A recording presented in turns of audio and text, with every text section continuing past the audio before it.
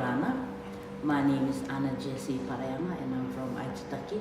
I am a school teacher teaching at a high school at REA College. I'm married and I teach mainly social studies and all Kanes Maori language in Aituaki dialect.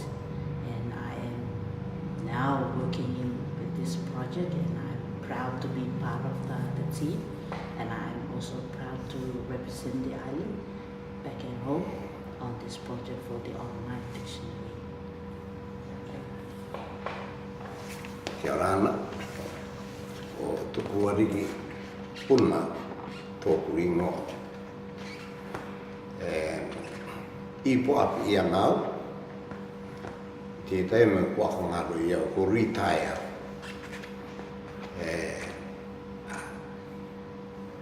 Wakai pui duau, te ora nera e taku waini, e pāpāho, e pāpāru au, e tupuna I te ia. I'm married with 6 children, 4 boys and 2 girls, and I'm also a grandfather with 18 grandchildren and a great-grandfather with 8 great-grandchildren. I count it a blessing, in having my family.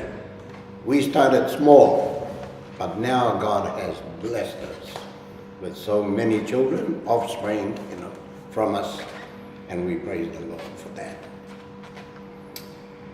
I am also a JP on the island, Justice of the Peace, and also a marriage celebrant.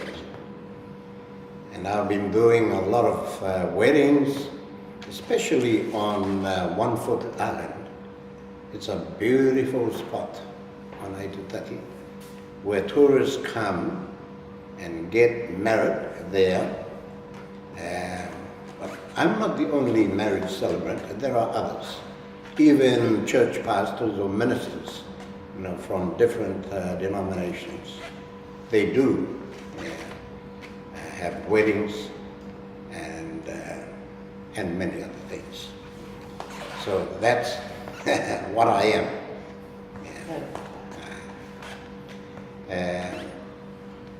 Reka au kua laukai aku te tikanga. Ere mai, te arawe te arare pua pinga. E te takake no tō māua I tangata araura e nua. No te mea, ui te māua e karea mātou dictionary a te Aituaki tikai. O ke e maenga te tikanga, ua lawe mau, ua ka ātinga e mau, no te rawe angai te etua. E te rekareka nei au e rutu I te ara, I te aka kiki atu ki a tātou. E ua aere te dictionary online. E me ka inaro koutou ki a kite koutou, e a ki rawe ia, e a te outala. Karukoru koutou I mālama. I te aiteanga I roto I te reo Aitutaki, a ka tau ki runga. I roto I tātātou dictionary, te ia tōna a ka tomoanga I a koe ki roto. Reo rangi Aitutaki dictionary.com.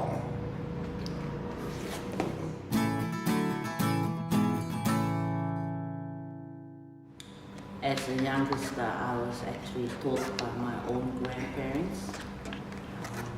My grandfather, he was a primary school teacher, and being brought up by grandparents and the language spoken at home, it just the Aitutaki, the true Aitutakian dialect, and both him and my grandmother would just speak fluent Māori. Being born in New Zealand, but brought up in Aitutaki, I guess I picked up the language actually from them. And since then, even when I became a teacher, my grandfather was still speaking more of the deaf meaning words that I may not have picked up clearly the meaning when I was younger, but he actually was my best teacher at home. My grandmother, she may not have that much education, but she taught me a lot of things with work at home, with chores, everything, cooking, you name it.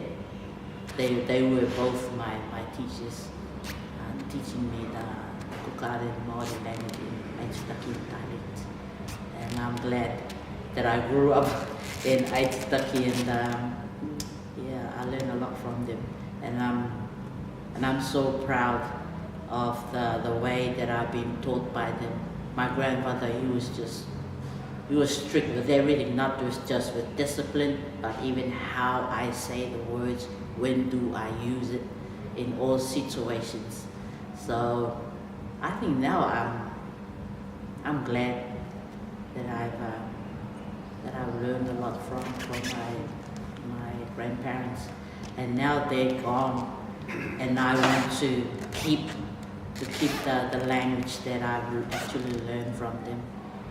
And I've chosen this path to join in with this project because I want my children of tomorrow and even the next generation to know there is a beautiful language of Aituaki that's not only just learning the language, but that's my identity, that's Aitutaki's identity, so we know they are truly Aitutaki. Amen. For me, I'd like to thank my parents, because when we grew up, there were 12 of us in our family, 7 boys and 5 girls. 5 passed on and 7 still survive. Since our childhood, he always said this to us: I don't want you to speak English. I want you to master your own language first. That's what he said to us. Surely when you get older, you will pick up your second language easily. And I agree with that. Now, I see the importance of it. All along. Even our children, their grandchildren, they have the language. He hates to see children, our children, speak English. He encourages us to keep what he said. Speak your language first, your mother tongue first. When you master it, then your second language will just come in easily. Yes. Today, we're thankful for what our dad has done. And we still practice that. We encourage our children, our grandchildren, our great-grandchildren, to do that. Yes. Today, they can speak both languages, Maori and English. Yes. Which, of course, it is one of the policies of the government that the people of the Cook Islands must be bilingual. They're able to speak our language and also our second language fluently. Yeah. So I'm proud of my parents, even my brothers and sisters.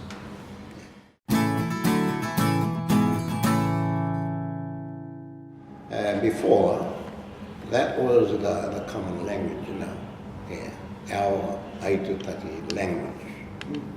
But just then, when the pāpāho came in,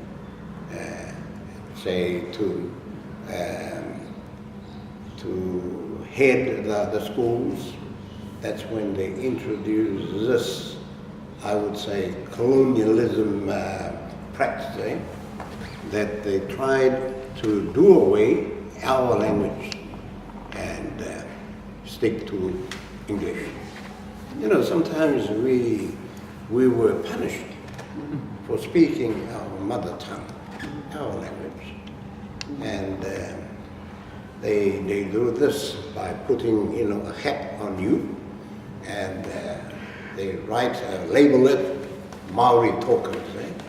Yeah, Maori. Or sometimes they put down no Maori in the school. No Maori in the school. And we've been carrying that for years. And some people, they left school, you know, with that feeling in them of trying to look down, you know, at our language and carry the other one. Yeah. Today, I'm proud to say that we still speak our mother tongue, Aituaki language. But when people have been away from Aituaki, they know the custom there, the life there in New Zealand, Australia. When they come back, then they try to speak, you know, English at the shop, in church. Yeah. Though the force there is quite, you know, strong. Trying to win our people to speak the second language, making it our official language. No, we still tend to keep our language going and alive. Since we started, I heard you mention quite clearly that you said, never use your word as a dialect, because it is a way, you know, the pāpāho, yeah, look down on our language and call it, you know, a dialect.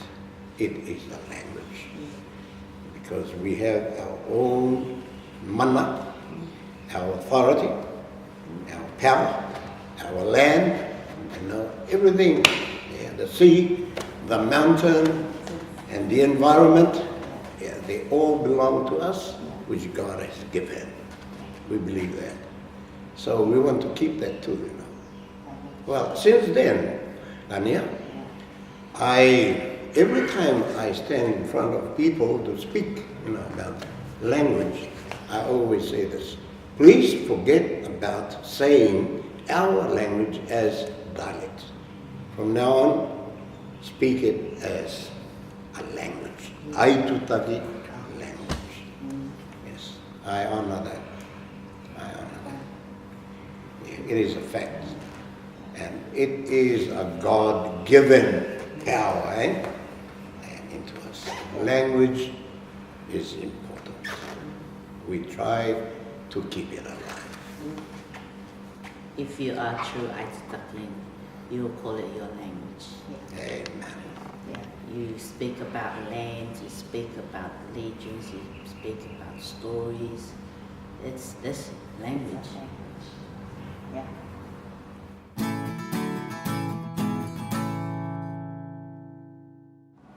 As a school teacher, I can see that some things we are lacking of in terms of resources for our own language.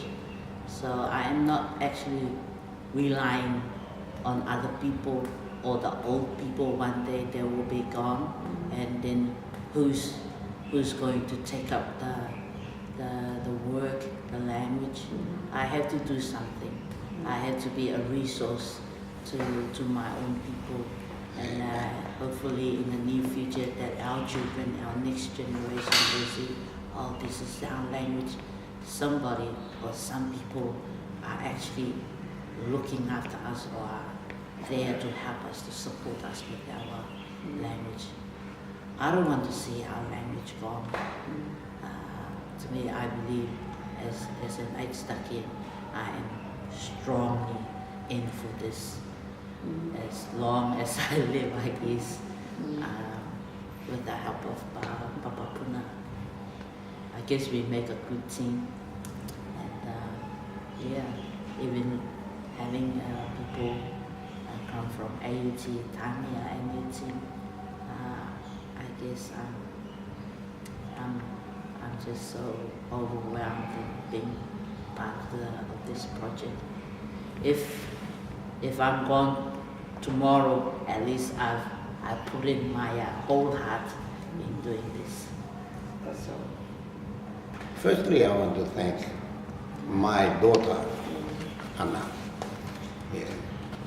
She is an asset to this project, you know. And why I say this, I look around, you know, with the other teams, only old people, eh?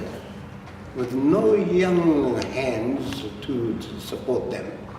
Yeah, we were coming past and I saw these old guys there, you know, just writing it down. See, I feel sorry for them. And sometimes I meet their children, you know, from there. I know them, yeah, and I tell them about, you know, what's going on. Oh, first time I hear that, you know, that's what they say. You need to be with your elderlies, eh, and give a hand, yeah, in typing out. They see it like Alice, yeah, she's an asset to the project. Yeah. Her skillfulness in computing, eh, yeah, it really helps a lot. I just talk and she types it down, you know. With the help, we try to make things better, you know. Yeah.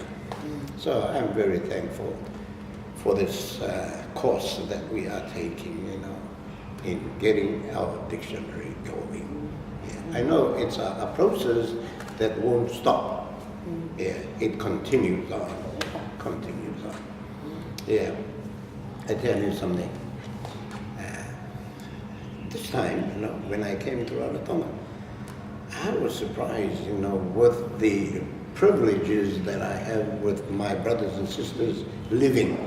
The first time that we had a time to come together as all the surviving, you know, children of our parents, our brothers and sisters, and we sit together.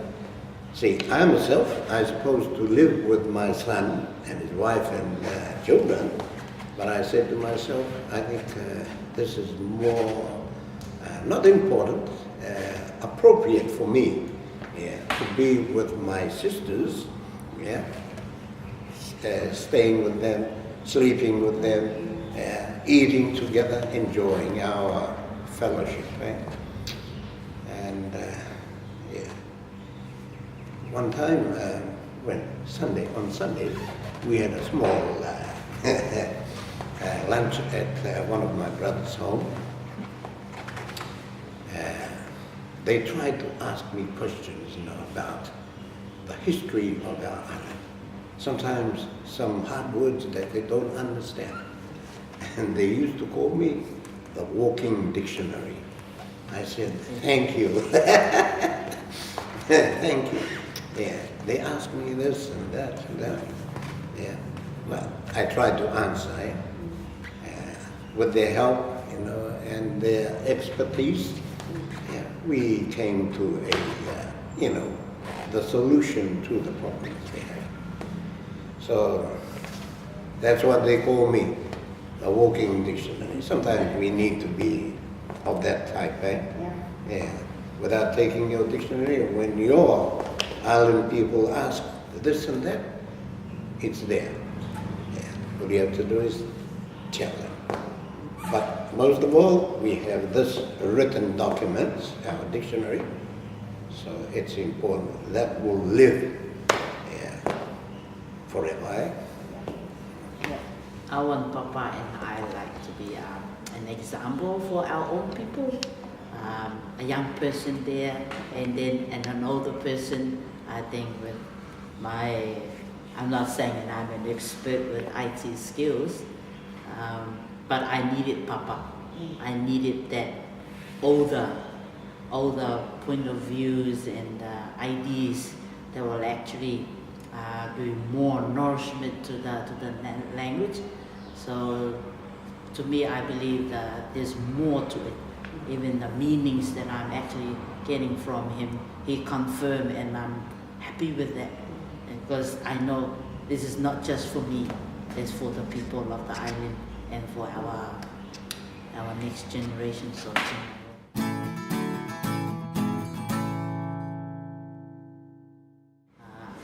I would say I have the hope of making sure that with this online dictionary that more of our young people, once studying still in school, and even those who have left home, I know there are many who are out there who's wanting to learn of their mother tongue, though they have been born or lived in overseas. I'm sure they are wanting to learn of the language. So this online dictionary will be a very great help to our young people. Amen. As we see nowadays with the modern world, with modern technology, so we had to keep up to date with the rest of the world. So well, this online dictionary, it's all fine for our people nowadays.